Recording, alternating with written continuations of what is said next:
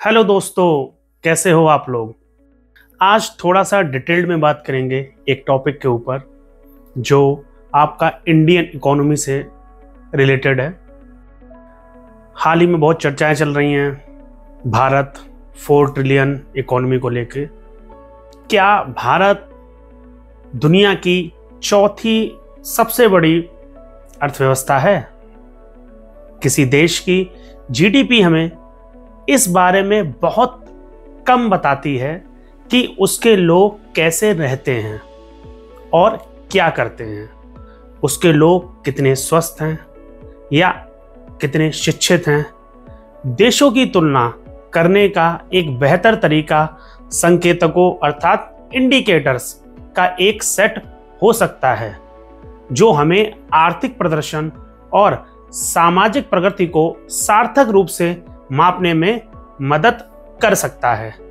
हाल ही में भारत के प्रधानमंत्री की अध्यक्षता में नीति आयोग की शासी परिषद की 10वीं बैठक में यह घोषणा की गई कि भारत जापान से आगे निकलते हुए विश्व की चौथी सबसे बड़ी अर्थव्यवस्था बन गया है और भारत का सकल घरेलू उत्पाद 4 ट्रिलियन अमेरिकी डॉलर से भी अधिक हो गया है। भारत विश्व की तेजी से बढ़ती हुई अर्थव्यवस्था बना हुआ है और ये एकमात्र ऐसा देश है जिसकी अगले 2 वर्षों तक वार्षिक समृद्धि दर 6% से अधिक रहने का अनुमान है।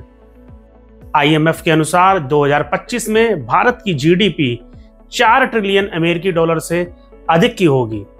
साथ ही यह भी अनुमान है दोस्तों कि 2028 तक भारत तीसरी सबसे बड़ी अर्थव्यवस्था और 2047 तक भारत विकसित बनने के लक्ष्य तक पहुंच जाएगा।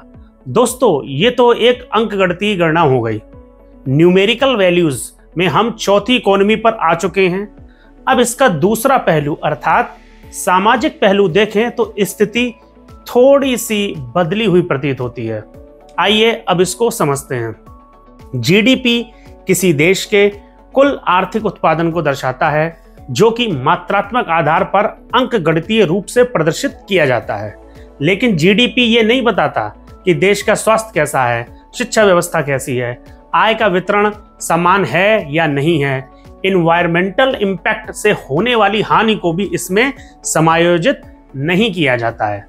गौरतलब है कि महिलाओं के द्वारा अवैतनिक कार्य जीडीपी की गणना में शामिल नहीं होते हैं जो कि जीडीपी का एक बहुत बड़ा हिस्सा हो सकते थे। कुल मिलाकर जीडीपी सामाजिक आर्थिक संकेतकों को यथार्थ रूप में प्रदर्शित नहीं कर पाता है। इसी को अगर आंकड़ों के आधार पर समझने का प्रयास करें तो 2024 में भारत की बाजार दर पर प्रति व्यक्ति जीडीपी मात्र $2,711 थी। वहीं इसकी तुलना में अगर श्रीलंका को देखें तो वहां $4,325, भूटान की $3,913। इस आधार पर अगर भारत की रैंकिंग की बात भी करें तो बाजार दर पर 196 देशों में से भारत 144वें स्थान पर आता है। हालांकि इन देशों की जनसंख्या और भारत की जनसंख्या में कई गुना का अंतर है। इसी कारण प्रति व्यक्ति जीडीपी तुलनात्मक रूप से कम दिखाई दे रही है। फिर भी इसे इतना कम नहीं होना चाहिए था दोस्तों, क्योंकि आज हम चौथी सबसे बड़ी अर्थव्यवस्था बन गए हैं। ओवरऑल जीडीपी में तो हम चौथे नंबर पर हैं।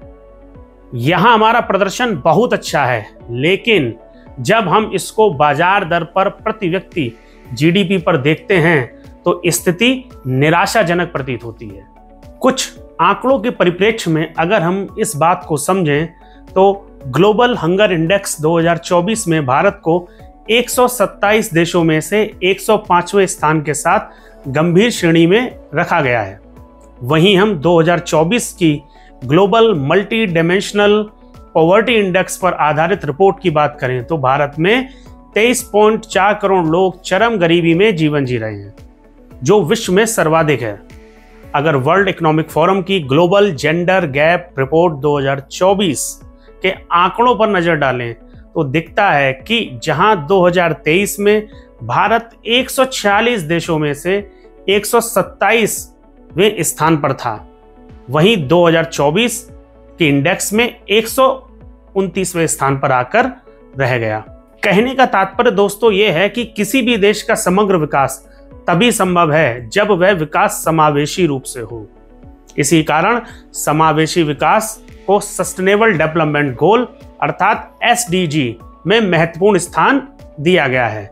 देश की वृद्धि दर से विभिन्न क्षेत्रों में समाज के प्रत्येक वर्ग में वृद्धि के अवसर लगभग समान मात्रा में पहुंचे और लगभग समान रूप से सभी को लाभ प्राप्ति सुनिश्चित हो, यही एक मजबूत लोकतंत्र का अभिप्राय होता है। दोस्तों, आर्थिक समृद्धि अर्थात इकोनॉमिक ग्रोथ परिमाणात्मक यानी क्वांटिटेटिव परिवर्तन से संबंधित होता है, जिसमें राष्ट्रीय आय, सकल घरेलू उत्पाद, प्रति व्यक्ति आय आदि शामिल होते हैं। वहीं आर्थिक विकास अर्थात इकोनॉमिक डेवलपमेंट परिणामात्मक और गुणात्मक यानी क्वांटिटेटिव और क्वालिटेटिव दोनों प्रकार के परिवर्तनों से संबंधित होता है। कहने का तात्पर्य यह है कि आर्थिक विकास की संकल्पना आर्थिक समृद्धि से अधिक विस्तृत होती है। इसी वजह से सही मायने में अगर किसी भी देश की प्रगति को जांचना है, जानना है, तो उसके लिए आर्थिक विकास के पैरामीटर्स को आधार बनाना अधिक उचित प्रतीत होता है। भारत की GDP बढ़ रही है, लेकिन प्रति व्यक्ति आय में वृद्धि नहीं हो पा रही। इसे ही हम दोस्तों बड़ी अर्थव्यवस्था का भ्रम अर्थात बिग इकोनॉमी इल्यूजन कहते हैं। भारत की यह वर्तमान स्थिति अनेक देशों की सामाजिक आर्थिक परिस्थितियों के योग का प्रतिफलन है। वर्तमान सरकार इन परिस्थितियों को सुधारने के लिए यथासंभव निरंतर अपने सकारात्मक प्रयास कर रही है। हालांकि इसमें कोई दो राय नहीं है कि भारत ने हाल ही के वर्षों में अनेक क्षेत्रों जैसे defence, artificial intelligence, internal security, महिला सुरक्षा, इंफ्रास्ट्रक्चर आदि से जुड़े क्षेत्रों में सकारात्मक परिणाम प्रदर्शित किए हैं। लेकिन दोस्तों, अभी और प्रयास किए जाने बाकी हैं। विशेष रूप से गरीब और कमजोर वर्गों के लिए किफायती खाद्यान्न तक पहुंच प्रदान करके खाद्यान्न सुरक्षा सुनिश्चित करने हेतु भारत में सार्वजनिक वितरण प्रणाली PDS के माध्यम से एक बड़ी आबादी को रियायती मूल्यों पर आवश्यक वस्तुएं मुख्य रूप से खाद्यान्न उपलब्ध कराया जाता है। यह केंद्र और राज्य सरकारों के बीच एक संयुक्त प्रयास है। भारत सामाजिक क्षेत्र के विकास हेतु अपनी परियोजनाओं के माध्यम से सकारात्मक वृद्धि की ओर अग्रसर होने के पथ पर है। हमारा प्रयास समावेशी विकास का होना चाहिए दोस्तों, जिससे देश की GDP की वृद्धि दर से देश की प्रति व्यक्ति आय में भी सकारात्मक वृद्धि हो सके। इस वीडियो के माध्यम से कुछ तथ्यात्मक जानकारी देकर बस यही बताना चाह रहा हूं कि अंकगणितीय रूप से हमारी इकोनॉमी अच्छा प्रदर्शन कर रही है, लेकिन इसी स्तर की प्रगति अगर सामाजिक क्षेत्र में भी हो तो समावेशी विकास किसी भी लोकतंत्र के लिए एक मजबूत पिलर की भूमिका निभा सकता है। अंकगणितीय वृद्धि दर और सामाजिक क्षेत्रों में वृद्धि दर दोनों में यदि तारतम्यता स्थापित है, दोनों एक दूसरे से समायोजित होकर लगभग समान रूप से वृद्धि कर रहे हैं, तो ये किसी भी देश के लोकतंत्र की मजबूती का एक सफल प्रतीक हो सकता है। भारत इस दिशा में अग्रसर है। वर्तमान सरकार इस क्षेत्र में प्रयासरत है कि किस प्रकार से समाज के विभिन्न वर्गों तक सेवाएं मुहैया कराई जाएं और उन्हें सामाजिक, आर्थिक, शैक्षणिक और राजनीतिक आधार पर उनका उत्थान किया जाए। धन्यवाद दोस्तों।